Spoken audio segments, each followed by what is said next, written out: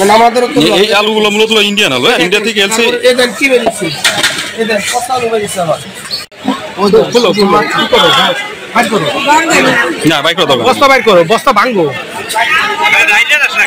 না না, ঢাললে নোংরা হয়ে যাবে। এই যে ইন্ডিয়া থেকে যে আলুগুলো আমাদের দেশে আসতেছে, সেই আলুর ভেতরে দেখেন এক বস্তা আলু থেকে প্রায় 3-4 কেজি ধুলা মাটি এমনই বের হচ্ছে, এমন অভিযোগ ক্রেতাদের।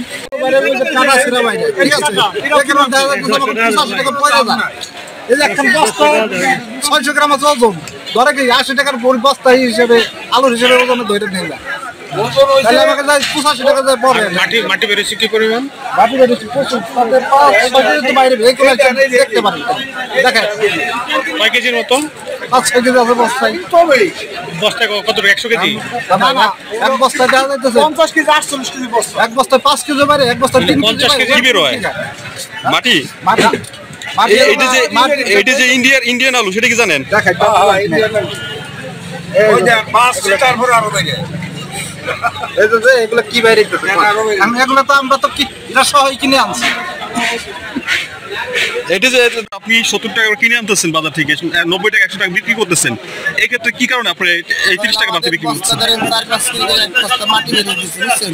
ওটা তো ধরেন আমাদের 70 টাকা কিনা, কারণ ওটা আমাদের 80 টাকা পড়ে যেতে আমরা 90 টাকা না বেচলে আমাদের চালানো হতো না, তাহলে আমাদের লস হবে। কোন আলুটা? ইন্ডিয়া থেকে যে আলুটা আসতেছে? ইন্ডিয়ান থেকে নতুন আলু বলতে ইন্ডিয়া থেকে যে আলুটা আসতেছে তার 4-5 কেজি মাটি পাওয়া যাচ্ছে। 4-5 কেজি এক বস্তা মাটি পাওয়া যায়, পচা পাওয়া যায়, ঘাটতির কারণে আমাদের 70 টাকা কিলো আমাদের 80 টাকা পড়তেছে। আমরা যদি 90 টাকা না বেচি তাহলে আমাদের চালানো হবে না, আমার লস হবে। আবার ধরেন 70 টাকা চলে আবার 60 টাকা বিক্রি করতে হয়, ওইটা ধরেন লস দিয়ে বিক্রি করা লাগে এবং 80 টাকার উপরে আমাদের পড়ে যেতেছে।